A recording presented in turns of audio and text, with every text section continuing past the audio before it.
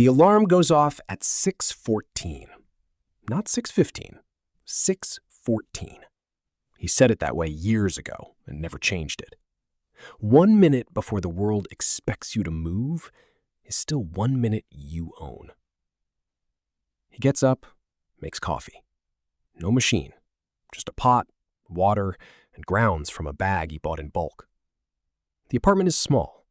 Clean, but small. One window faces the street. From here, on a clear morning, he can see the bus stop where he waits every day. He doesn't own a car. Not because he can't. Not yet. Because at 22, with 180 pounds left in his account after rent and bills, there is no version of car ownership that makes sense. Not even the idea of it. So he rides a bike. A second-hand one he bought for 40 pounds from a man who was moving abroad and needed it gone by Friday. The bike is not impressive. The gears stick on the third click. The back tyre loses pressure every 2 weeks. He pumps it back up on the pavement outside his building with a hand pump that lives in his bag. Every morning, he cycles past the same things. The coffee shop where people spend £4.80 on a drink they photograph before they drink it. The car dealership with the flags out front, all those clean bonnets catching the light. The gym with the glass front, where people in expensive trainers walk on treadmills and look at their phones. He cycles past all of it. He's not judging any of it. He just knows something most people his age don't yet. That the gap between what something costs and what something looks like is where most people's futures quietly disappear. He locks the bike outside the office. Nobody notices. That's exactly where the story starts. He takes home £1,480 a month. Rent is £560, utilities £90, food £160, transport almost nothing, just bike maintenance and an occasional bus fare. Phone £18 on a SIM-only deal. Student loan minimum £89. That leaves £563. Most people his age would look at that number and think, that's something. That's a weekend. That's new trainers. That's saying yes when everyone's going out on Friday. He looks at it differently. He opens a spreadsheet. Not an app, not a tool, a plain spreadsheet with 4 columns. In, out, left, where it went. He fills it in for the first time on a Sunday night, sitting on the floor of his flat, because his desk chair broke the week before and he hasn't replaced it yet. It takes 40 minutes. When he finishes, he sits very still. He has been alive for 22 years. Nobody, not school, not his parents, not anyone, ever sat him down and showed him this, a single page. What comes in, what goes out, what's left, where the left goes. He reads it 3 times. Then he opens a second tab and types into a search bar, how does compound interest work? He reads for an hour. Then he sets up a standing order. £150 a month. Payday, straight out, before he can see it, before he can spend it, into an account he names, in a small act of private ambition, the machine. The first month it leaves, he has £413 to last until the next payday. He doesn't cancel the standing order. 2 years in, the machine has £3,800 in it. It doesn't feel like much. It's not much, but it didn't exist 2 years ago, and now it does. And that difference between something and nothing is larger than any number suggests. A colleague named Dom gets a new car, finance deal, £340 a month. He shows everyone the spec sheet at lunch like it's a birth announcement. Everyone is impressed. Everyone says the right things. Dom looks satisfied in a way that goes beyond the car. That evening, on the ride home, he thinks about Dom. He thinks about £340 a month for 5 years. He gets home, opens the spreadsheet, types it in. £340 a month, 5 years. Invested instead, at a modest return. The number that comes back is £24,000. He closes the spreadsheet. He pumps up the back tyre. He does not feel superior to Dom. He genuinely doesn't. Dom is not wrong for wanting the car. The car is real. The pleasure is real. The feeling of pulling into the car park in something new is real. But so is £24,000. Both things are real. Most people only see one of them. He sees both. That's the only difference. It comes on a Wednesday. £4,200 more a year. After tax, £287 extra a month. He feels it for about one afternoon. Then he does what he always does. Opens the spreadsheet.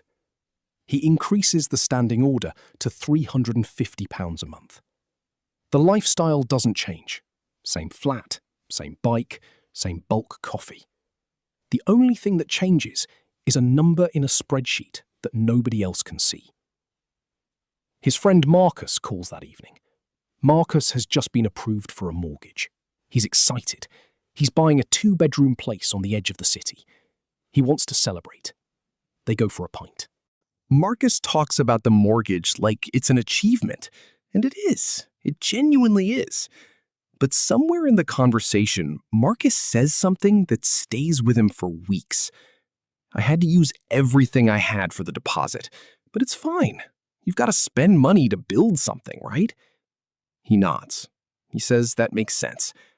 He doesn't say what he's thinking. He's thinking, I have £11,000 in the machine.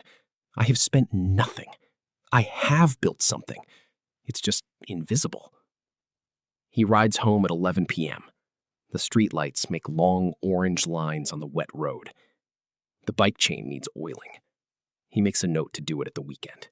Here is what nobody tells you about quiet discipline. It doesn't feel noble. It doesn't feel like a montage. It doesn't feel like the part of the film where the music swells and the character stares meaningfully into the distance. It feels like cycling to work when it's raining. It feels like saying no to the weekend away you could technically afford but have decided not to take. It feels like watching people around you live loudly and choosing again to live quietly. There are bad weeks. Weeks where he opens the machine and thinks, this is not enough. I am 28. This is not enough. I am doing everything right and it is not enough. He has learned to sit with that feeling without acting on it. Acting on that feeling is how the machine stops. So he sits with it. He closes the app. He goes to sleep. He gets up at 6:14. He makes the coffee. He pumps up the tire. He goes again. At 28, the machine crosses £30,000. He tells no one. Her name is Nadia. She works in architecture. She is sharp and calm and has the specific quality of making you feel like the room got quieter when she arrived. On their third date, she notices he arrived by bike. Not a comment, just a noticing, a small adjustment of expectation that he can see in real time. On their sixth date, she asks lightly if he's ever thought about getting a car. He tells her the truth. Not all of it. Not the spreadsheet, not the machine, not the compound interest calculation he ran at 24 when Dom bought the financed car. Just the part that matters. I'm putting the money somewhere else. It's been working. I'd rather keep going. She is quiet for a moment. Then she asks how much. He tells her. She puts her fork down. Not dramatically, just a pause. You've been doing this since you were 22? He nods. She picks her fork back up.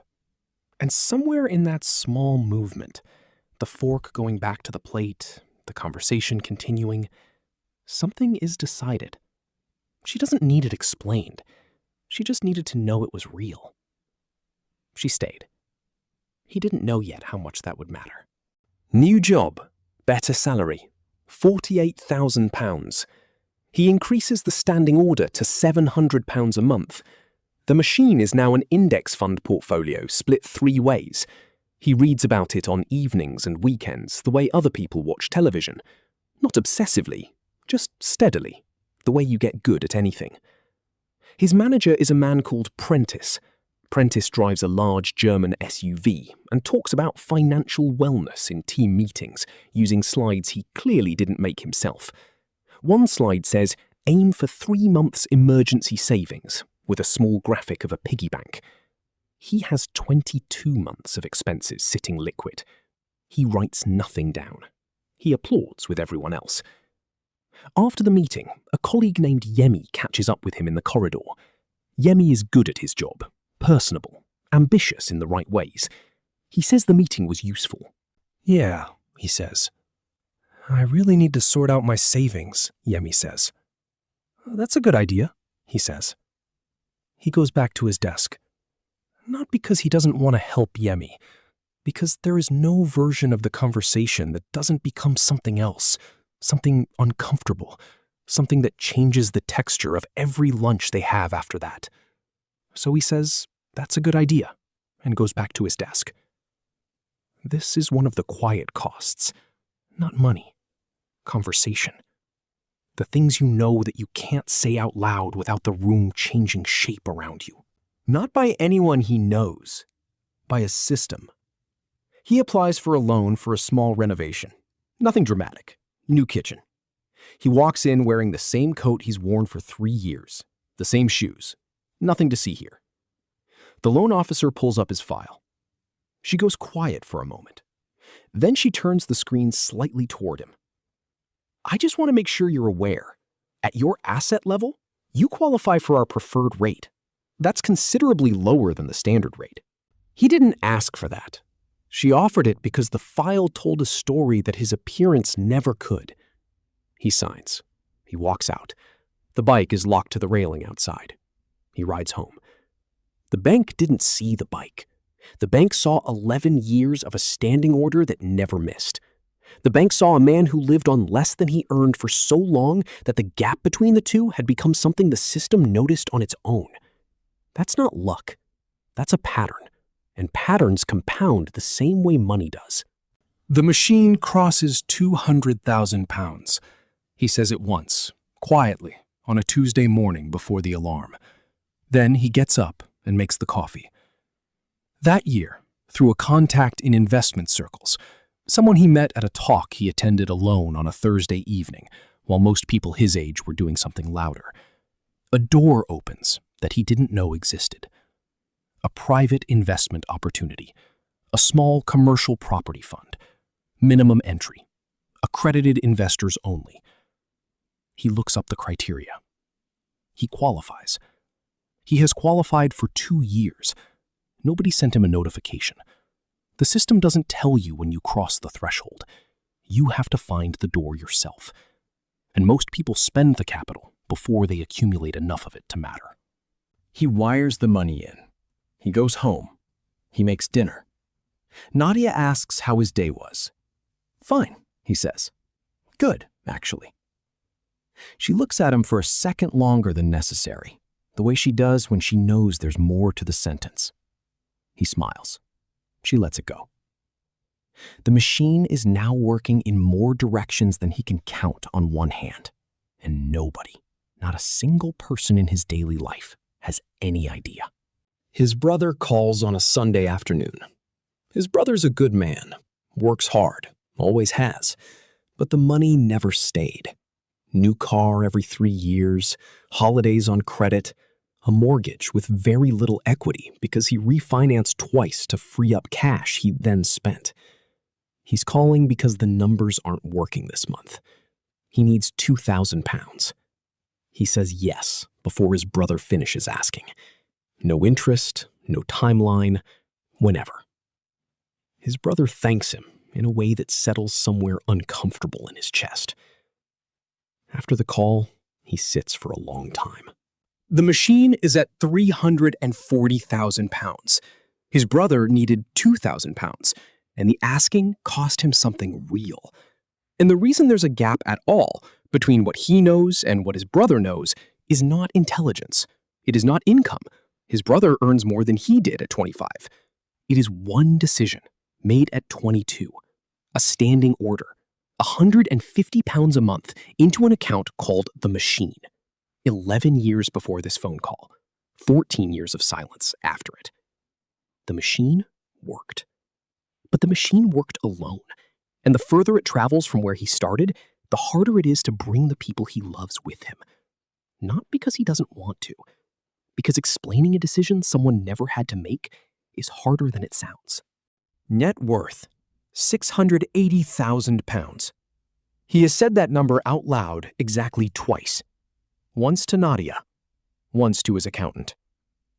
The portfolio generates, in an average year, more than his salary. Read that again. The money he didn't spend on car payments and lease upgrades and visible signals of a life going well, that money is now making more money than he makes working. He still rides a bike most days. He bought a car eventually. A 3-year-old hatchback, cash, unremarkable in every direction. The kind of car people look at and see nothing. That's the point. He is not trying to be invisible. He is just not performing for an audience that was never really watching. At work, a colleague named Stefan, new hire, early 30s, very good at talking about ambition, pulls up in a leased car that costs more than most people's rent. Stefan is not a bad person. Stefan is just doing what the world told him to do. Signal success. Make it visible. Let people know you're on your way. He watches Stefan park. He watches the small adjustments Stefan makes to how he walks when he thinks people might be looking. He remembers Dom at 24. The spec sheet. The look of satisfaction. He doesn't feel superior. He feels something quieter than that. He feels like someone who has already paid the price of the ticket and is sitting in the seat, not watching the doors, not wondering if they'll get in, just watching the show. On a Saturday morning, Nadia is in the kitchen. He comes downstairs, picks up his keys, the unremarkable car, the same key ring he's had for years. She looks up, looks at the keys, looks at him, smiles. Not a big smile, the quiet kind, the kind that means something. She says, "You're still the same person." He says, "Is that good?" She turns back to what she was doing. "It's everything," she says. He stands in the kitchen doorway for a moment, longer than necessary. Because 13 years ago, she sat across a dinner table and heard him say, "I'm putting the money somewhere else." And she put her fork down, and then she picked it back up. And somewhere between that dinner table and this kitchen, she stopped asking about the car. She stopped asking about the holidays they didn't take and the restaurants they didn't go to and the visible, audible, photographable signals of a life being lived loudly. She just stayed. That is not a small thing. That is, in many ways, the whole thing. He sends the email on a Tuesday morning. Not a dramatic email, a short one, 3 sentences. He thanks them for the years, he says it's the right time, he says he'll work the notice and leave things clean. He sends it at 9:07 a.m. Then he closes the laptop. He makes coffee, the same way he always has. Pot, water, bulk grounds. He sits at the table.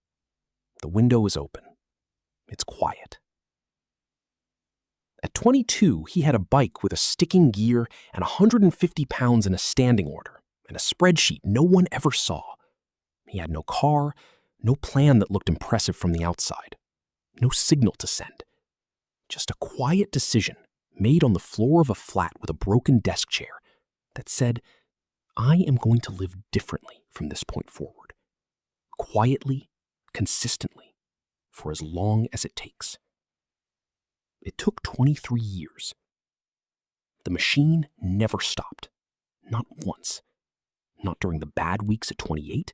Not during the rain on the commute. Not during the phone call with his brother. Not during any of the moments where the louder choice was available and visible and completely understandable.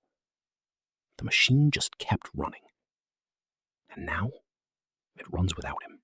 He doesn't have to go anywhere today. He doesn't have to perform anything for anyone.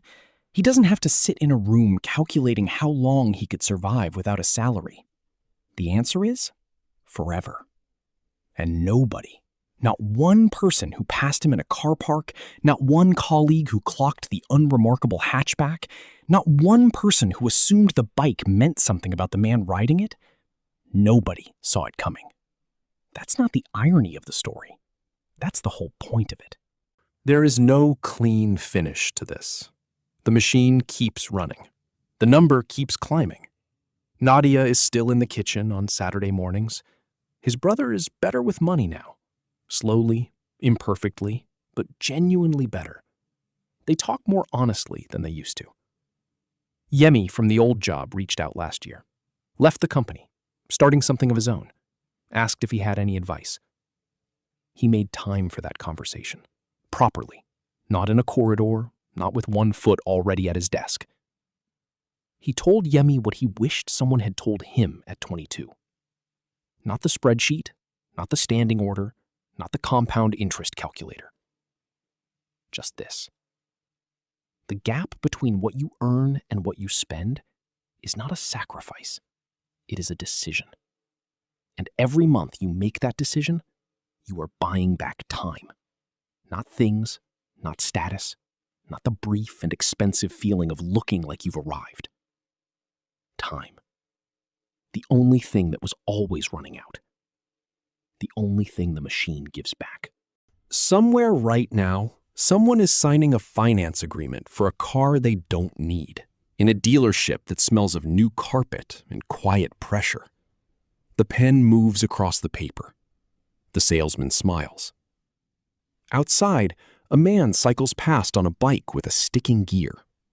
Nobody looks up. That's where every story like this starts, with something nobody looks at, and a machine nobody can see, running quietly, for as long as it takes.